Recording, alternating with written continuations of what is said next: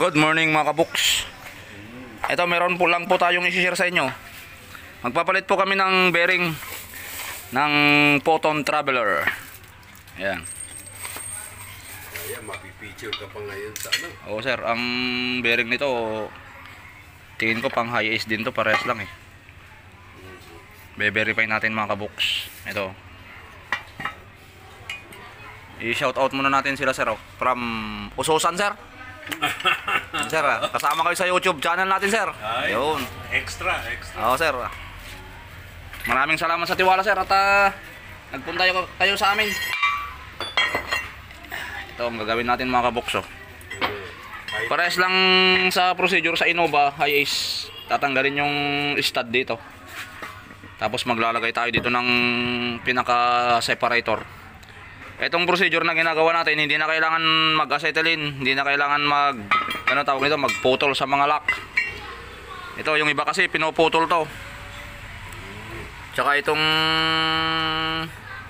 gear na to, pinuputol na din nila. Kumbaga maraming masisira, maraming bibiling pyesa. Ito mas tipid tong processor natin na to. Pakita namin sa inyo. Tapos ito yung hawakan mo yan. Ito yung double lock parang high ace din. Ito yung lock nya. Pag nakasalpak itong axle sa differential, ito pang loob na to, pang loob. Tapos mayroon pang isa dito. Bandang side ng gulong.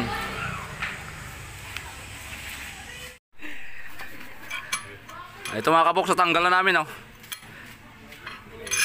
May template ka na ngayon ng Ito sir pang-photon. Ito yung lock na pang outer sir. O pang outer kapag nakakalas doon sa sakyan, pero pang inner to kapag nakasalpak sa differential. Yan sir, may gas-gas na yan sir. Yan ang ilalagay natin doon sa bandang kabila.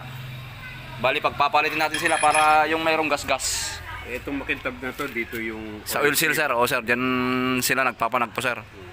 Yan, shout out sa mga nakapoton dyan Kayang-kaya na natin i-press yung axle bearing ninyo na hindi masisira yung lock, tsaka itong reluctor gear para sa ABS. sa ABS sir, sa ABS.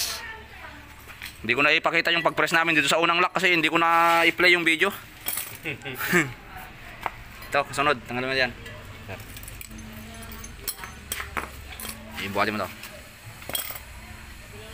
Yan dalawang lock nyan, may snap ring dito. Isusunod na tatanggalin.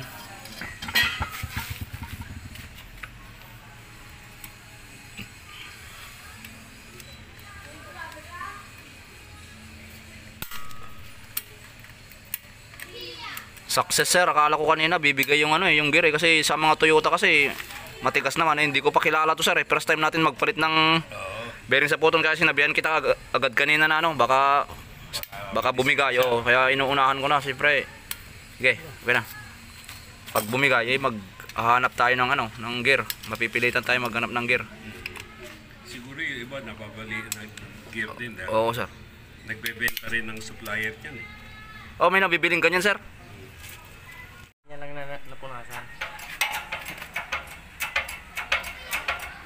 Ito na mga kabuks, pangalawang lock.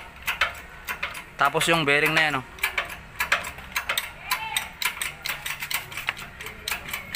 hawakan mo yun na sa tasa.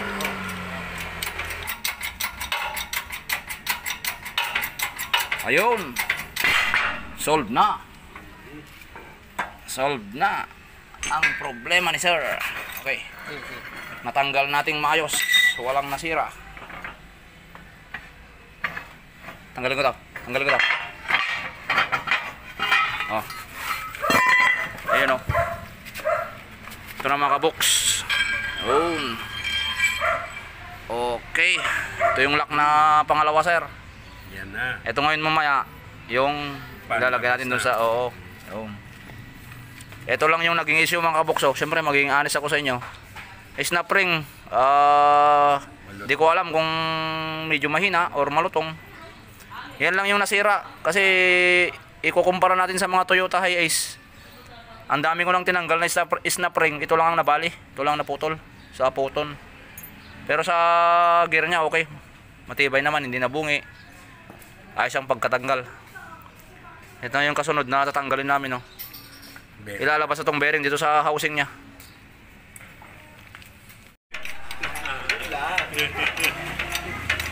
Ayun, no.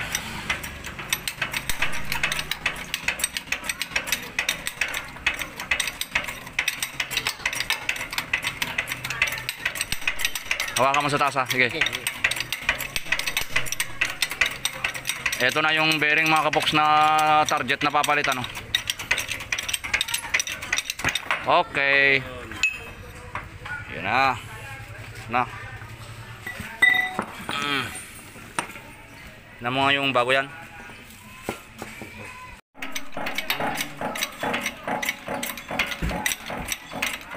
Ito mga kabox, bali nagkakabit na po tayo ng mga bagong piyesa niya. Mauna itong bearing.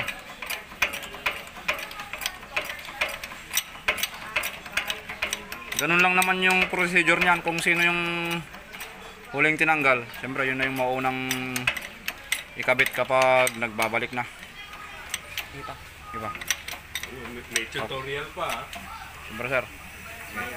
Mga kasama mo sa business na to, maraming matutunan sa'yo.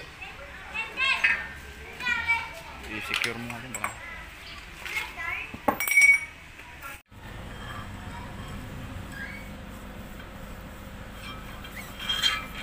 Ito na mga kabox, ikakabit na natin, oh. Siyempre una yan. Tapos susunod yung lock. Ito meron akong babawiin na sinabi ko kanina. Ito mga kabox, meron po tayong na ano dito ay na-discover, oh. Hindi po siya kagaya nung mga Toyota na ang ginagawa natin yung lock na nandun sa bandang loob. Hindi pwedeng pagpalitin. Ito mga kabox, oh. So bali itong lock na to, itong dati na andito sa bandang labas. Bandang labas habang nakatanggal tong axle doon sa diferensya na. Pero kapag nakasalpak to, bandang loob to, eh. Etong isa na to, mayroong konting ano na, may konting bakat. Kaya ang purpose na sana natin doon sa pagpapalit para itong makinis ng na parte na to, yun sana ang magiging kapalit niya. Ang kaso ayan, oh. Mas mataas pala itong isa. Ang magiging problema natin dito kapag pinagpalit natin, hindi na natin may lalagay yung snap ring. Siyempre hindi na magpapanagpo doon sa groove niya. Kaya kung saan natin tinanggal, doon pa rin mga kabox, ibabalik pa rin natin dito sa ano to, sa puton. Ayan, ganyan pa rin dating press to. So i-press na natin to. Sabi nga, DIY, ano? Diniyaway nyo lang sir. DIY, destroy it yourself. Okay, bomba.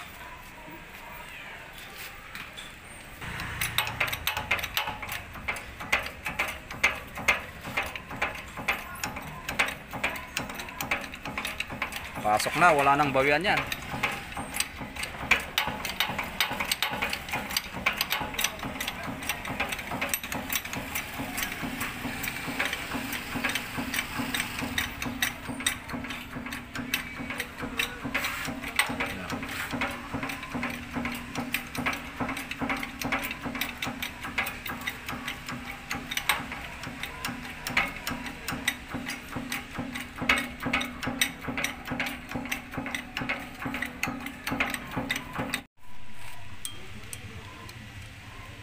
Tapos siyempre ilalagay na yung snap ring mga kabox.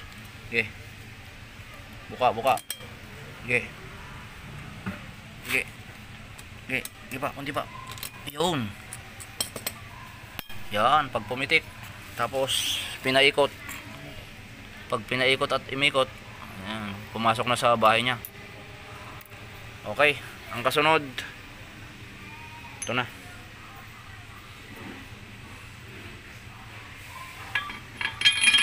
Yun. Tapos yung lock. Siyempre ganyan yan. Yan. Okay, buhat. Yan.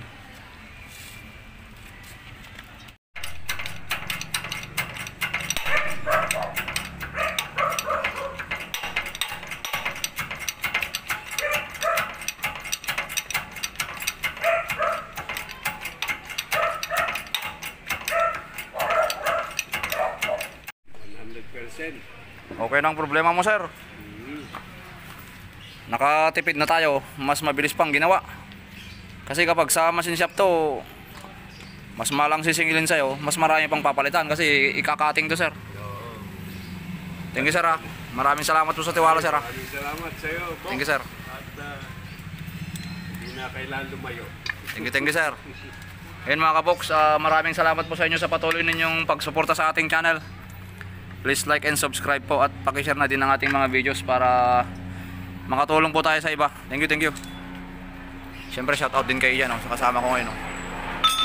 Ayan. Ano yan, nag-rescue pa yan from Pasay. Maayos lang namin to. Thank you.